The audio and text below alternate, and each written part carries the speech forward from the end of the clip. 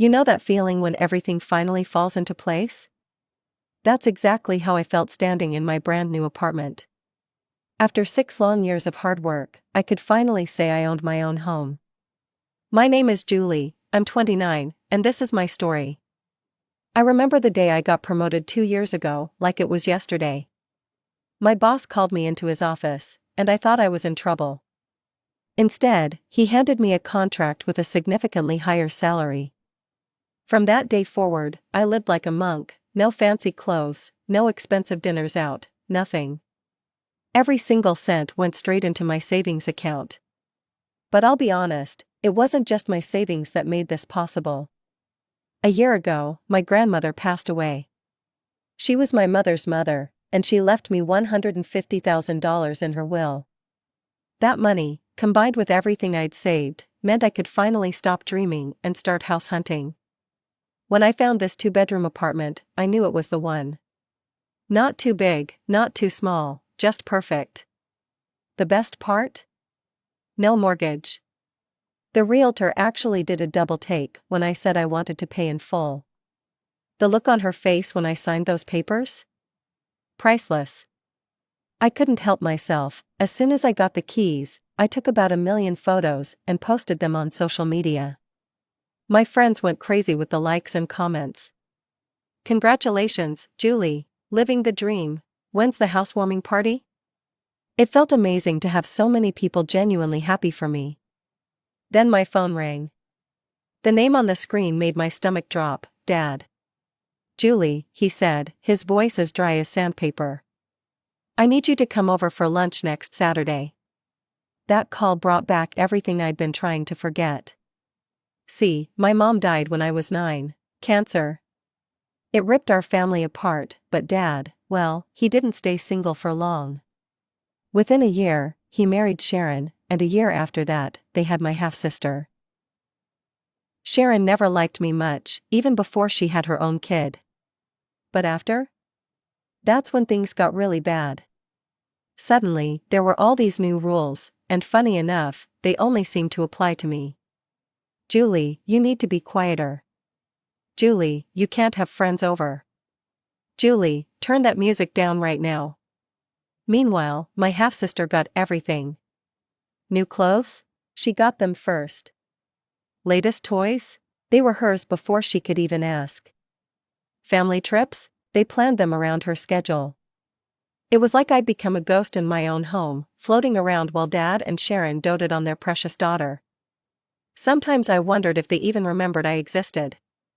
Thank God for Grandma Margaret. I don't think I would have survived those years without her. As things got worse at home, I started spending more and more time at her house. She lived just 15 minutes away by bike, and her door was always open for me. Her house became my safe haven. My cousins, Jack, Emma, and little Tommy, were often there too. They were my Aunt Sarah's kids, and unlike my half-sister, they actually treated me like family. We'd spend hours playing board games, watching movies, or just hanging out in Grandma's backyard. Meanwhile, back at my father's house, things were getting worse. My sister Amy had turned into a nightmare. She'd hide my things, accidentally spill drinks on my homework, and even started spreading rumors about me at school. But somehow, I was always the one who got blamed. Julie, why are you making your sister upset? Sharon would demand. Julie, stop antagonizing Amy, Dad would echo, not even bothering to hear my side. The day I got my college acceptance letter was probably the happiest day of my life. Not because of the school itself, though getting a partial scholarship was amazing, but because it meant I could finally leave. The college was 3 states away, and Grandma helped me pay what the scholarship didn't cover. College was like breathing fresh air after being underwater for years. I threw myself into my studies, called Grandma at least twice a week, and tried to forget about my father's family. Dad rarely called anyway, he was too busy with his real daughter. When he did call, our conversations were short and superficial. After graduation, I had to come back to my home state. I had a job offer from Thompson and Mills, and it was too good to pass up. I assumed I'd stay with Dad and Sharon until I found my own place, but Sharon quickly shut that down. Oh, we gave your room to Amy, she said with fake sympathy when I called. She needs the extra space for her things. You understand, don't you? Dad didn't say a word to defend me. Not one word. Thankfully, Grandma welcomed me with open arms. I stayed with her while I started my new job, and after a few months, I had enough saved up to rent my own little apartment. It wasn't much, but it was mine. Then, a year ago, Grandma passed away. It was sudden, a stroke in her sleep.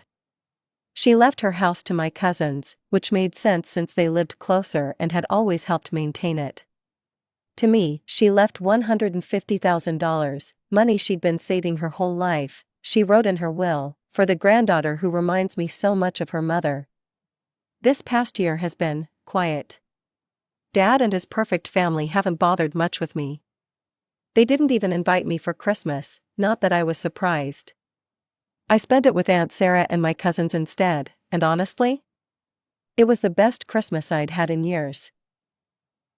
That Saturday, I drove to my father's house, with a knot in my stomach. The closer I got to their neighborhood, the tighter it became. I checked my watch, 11:57. Still early, but I'd rather be early than give Sharon another reason to complain about me. I rang the doorbell, counting the seconds until someone answered. Dad opened the door, his face unreadable. "Come in," he said, stepping aside. "No hello, no how are you? Just come in." They were all waiting in the living room, Sharon perched on her favorite armchair like a queen on her throne, and Amy sprawled across the couch, tapping away at her phone. Sharon barely acknowledged my presence with a curt nod. Amy didn't even look up. "Sit down, Julie," Dad said, gesturing to the lonely chair across from them. I felt like I was being set up for an interrogation. The silence was thick enough to cut with a knife. Dad cleared his throat, once, twice, before finally speaking. "Amy has graduated high school," he announced, as if this was breaking news. "She's enrolled in the local college." I nodded, not sure where this was going. Was I supposed to congratulate her? Send her a graduation gift? I hadn't even been invited to the ceremony. "That's nice," I said carefully, when it became clear they were waiting for some response. "She needs somewhere to live," Dad continued, his eyes fixed on a point somewhere above my head. "Somewhere close to campus." Another pause. Sharon was nodding along like one of those dashboard bobbleheads. "And well," Dad shifted in his seat, "your apartment would be perfect. It's in an ideal location, close to the college." "I'm not looking for a roommate," I said slowly, still trying to process what was happening. Dad shook his head, finally meeting my eyes. "You misunderstand, Julie. We're not asking you to let Amy live with you, we're asking you to give her your apartment." I actually laughed, a short, sharp sound that died as soon as I saw their faces. They were serious. They were actually serious. "Give her my apartment?" I repeated, certain I must have heard wrong. "As in, give up my home? The one I just bought? The one I worked years to afford?" "Yes," Dad said firmly, like he was explaining something very simple to a very stupid child. "Amy needs it more than you do." I sat there, staring at them, wondering if I'd somehow slipped into an alternate reality. My apartment. The one I'd saved every penny for. The one I'd bought with my inheritance from Grandma. They wanted me to just give it away? The same Amy who was still refusing to even look at me? "She deserves it more than you do," Sharon said, her voice dripping with that same condescension she'd used on me since I was 9 years old. "After all, what have you done to deserve such a nice place? Living all alone in a 2-bedroom apartment, while my poor Amy has to consider student housing?" I shot to my feet so fast, my chair almost tipped over. "Are you all completely insane?" My voice came out stronger than I expected. "I'm not giving up my apartment. Not now, not ever. I bought that place with my own money." Dad's face darkened. "Your own money?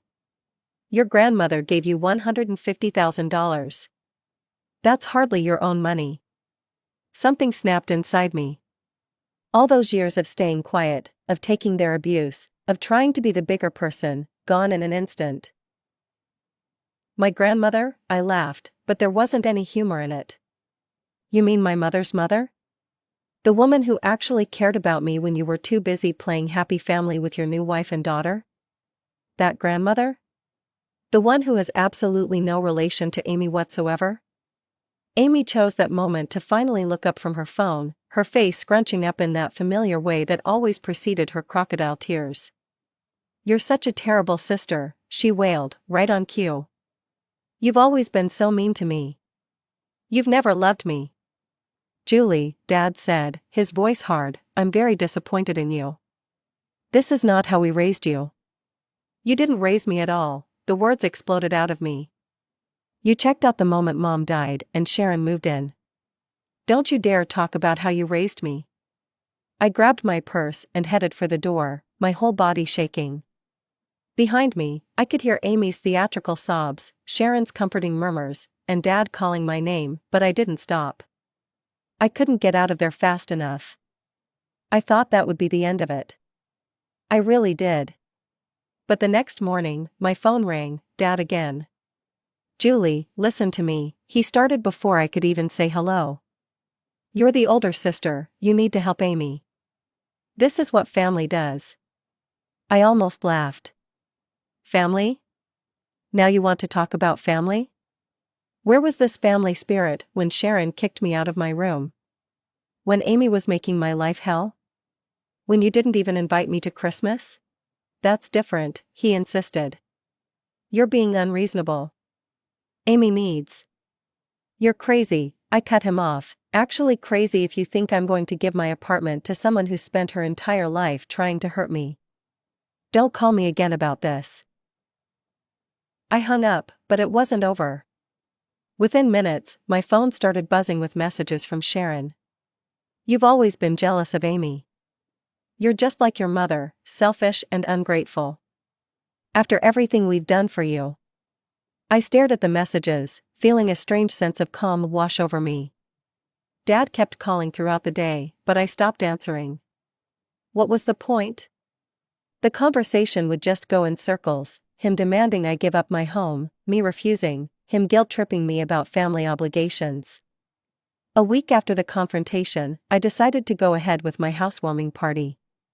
My apartment was filled with the people who actually mattered, friends from work, old college buddies, and my cousins. The sound of genuine laughter and conversation felt like a cleansing ritual, washing away the toxicity of the previous weekend.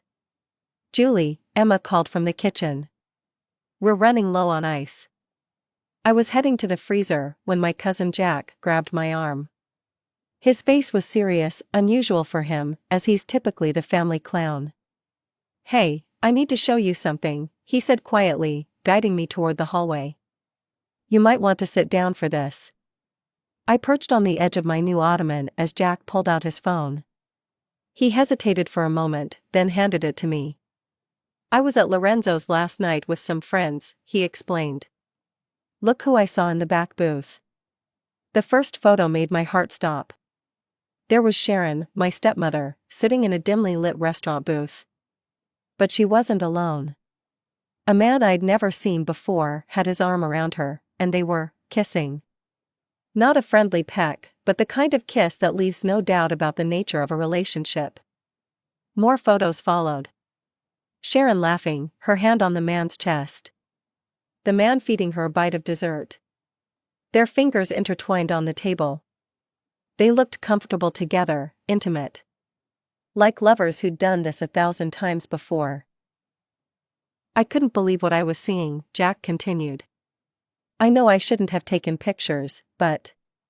Send them to me, I interrupted, my voice barely a whisper, please. After the party ended and my last guest left, I sat in my dark living room, staring at the photos Jack had sent. Who was this man? I needed to know. It didn't take long to find him. Sharon wasn't exactly subtle, he was right there in her Facebook friends list. Robert Mitchell. I clicked on his profile and felt my world tilt on its axis.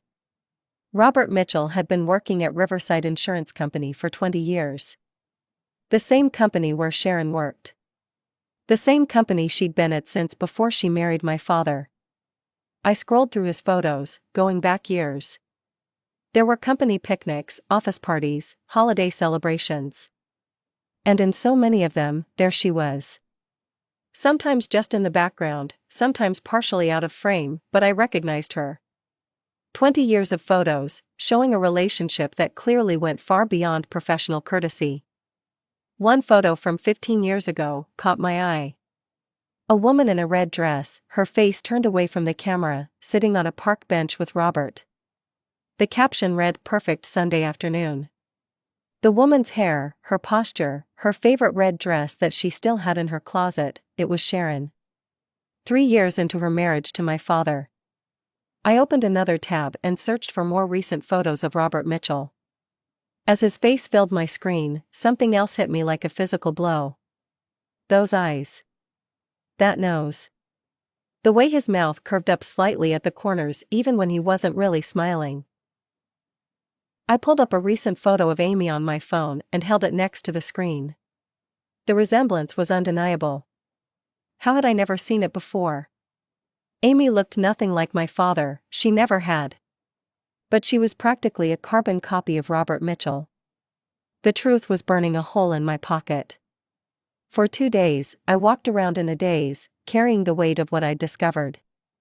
Every time I looked at the photos, I felt sick to my stomach. 20 years of deception. And my father, completely blind to it all. When his number flashed on my phone screen again, I almost didn't answer. But something made me pick up. Julie, his voice was stern, authoritative, the voice he used when he thought he was being a father. We need to have a serious conversation. Come to the house. Now. I considered telling him everything right then. Blurting out the truth about his wife's 2-decade affair, about Amy's real father. But some instinct told me to wait. "I'll be there in 20 minutes, I said instead. They were waiting in the living room, just Dad and Sharon this time. "Sit down, Julie," Dad commanded, and I complied, playing the dutiful daughter one last time. He didn't waste time with pleasantries. "Your behavior has been disappointing," he began, pacing in front of the fireplace. "This selfishness, this refusal to help your sister, it stops now." I watched Sharon nodding along, and my stomach turned. The audacity of this woman, demanding I give up my apartment to her illegitimate daughter. "I've made a decision," Dad continued, his voice hard. "Either you sign over your apartment to Amy, or I'm writing you out of my will, completely. No inheritance, no family money, nothing." Sharon's face lit up with triumph. They really thought they had me cornered. I forced my expression into one of shock and distress. "I need to think about this," I whispered, watching Sharon's smile grow wider. "Good girl," Dad said, his voice softening slightly. "You take some time to think about what really matters." Could I use the bathroom first?" I asked, making my voice small and shaky. Dad waved his hand dismissively, and I hurried upstairs.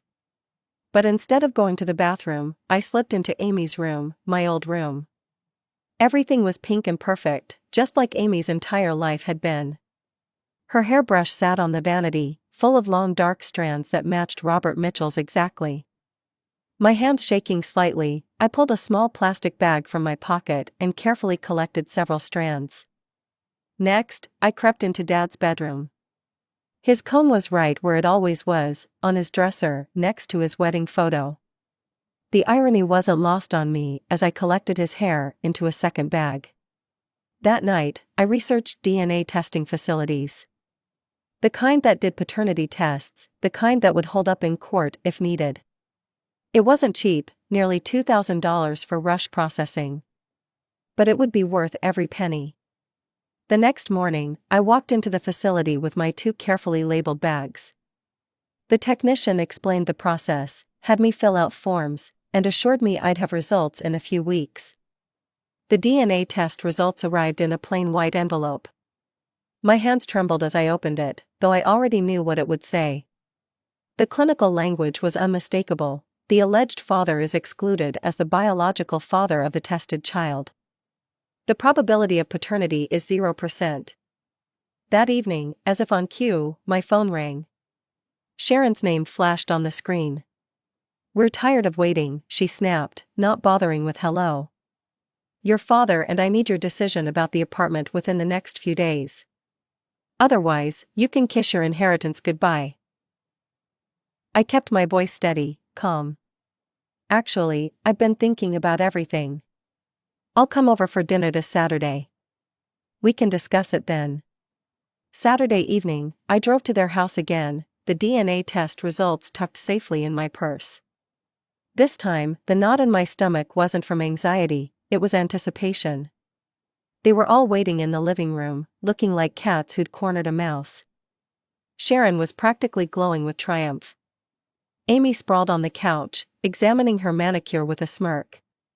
Dad stood by the fireplace, trying to look stern but barely containing his satisfaction. Finally, Amy drawled, "Took you long enough to make the right decision." Dad stepped forward, placing a hand on my shoulder. "I'm glad you've changed your mind, Julie. This is what family is all about, helping each other." I shrugged off his hand. "I haven't changed my mind. I'm not giving up my apartment. Not now, not ever."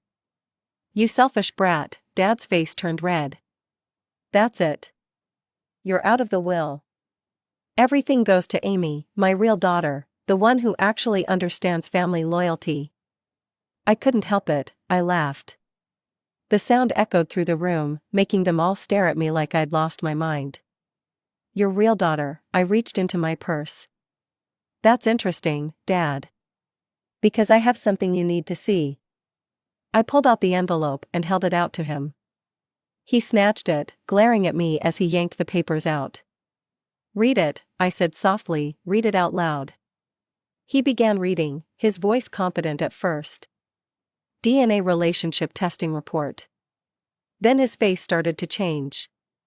The color drained from his cheeks as he reached the crucial line. The paper shook in his hands. Sharon made a sound like she'd been punched in the gut. This is a lie," she screamed, her face contorted with panic. "She forged these documents. She's trying to turn you against me. Against us." "I have more proof," I said quietly, pulling out my phone while Sharon continued to scream about forgery. My fingers shook slightly as I pulled up the photos Jack had taken. "Look." The room fell silent as I held up the screen. There was Sharon, locked in an intimate embrace with Robert Mitchell. The timestamp showed it was from just last week. Sharon crumpled onto the couch, her mask of superiority finally cracking. "David, please. I can explain." "Explain?" he roared, making us all jump. "Explain what? How long?" 20 years, she whispered, tears streaming down her face. He's my colleague at Riverside Insurance. Amy, Robert is her father." The silence that followed was deafening. I watched my father's world collapse in real time, 20 years of lies crashing down around him. Without another word, I picked up my purse and walked out, leaving them to their reckoning. The next week passed in a blur. I went to work, came home, tried to process everything that had happened. I heard through the grapevine that Sharon and Amy had moved out, that Dad had hired the city's best divorce lawyer, that the scandal had spread through their social circle like wildfire.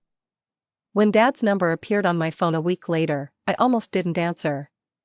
But something in me, maybe curiosity, maybe hope, made me pick up. "Can we meet?" His voice sounded rough, tired. "Coffee at Carson's Cafe?" I found him at a corner table, staring into a cold cup of coffee. He looked like he'd aged 10 years in a week, unshaven, shoulders slumped, wedding ring conspicuously absent. "I filed for divorce," he said without preamble. "Sharon and Amy are gone. I told them to get out of my house. I've stopped Amy's college payments too. Why should I pay for another man's child?" I sat silently, stirring my latte, waiting. "Julie, his voice cracked. "I've been a terrible father to you." "Yes," I agreed calmly. "You have. All these years, I favored Amy over you. I let Sharon treat you like an outsider in your own home. I didn't protect you, didn't support you. I failed you in every way possible. You did, I said, and you never would have realized it if you hadn't found out about Amy. If she had been your biological daughter, you would have kept treating me like a second-class citizen. You would have taken my apartment from me and given it to her without a second thought. He flinched at my words, but didn't deny them. Please, he whispered, reaching across the table. I pulled my hands back before he could touch them. Please give me a chance to make it right. Let me try to be the father you deserved all along. That was 3 months ago. We meet sometimes now, coffee, lunch, careful conversations about safe topics. He tries to make up for lost time, telling me stories about Mom that he'd never shared before, asking about my work, my friends, my life. But full forgiveness? I'm not there yet. Maybe I never will be. 20 years of rejection and neglect left scars that won't heal overnight, if they ever heal at all. As for Sharon and Amy, I hear things occasionally through the gossip mill. They moved in with Robert Mitchell, I think. Started living the life they'd been secretly planning all along. But honestly, I don't really care. They're part of a chapter in my life that's closed now.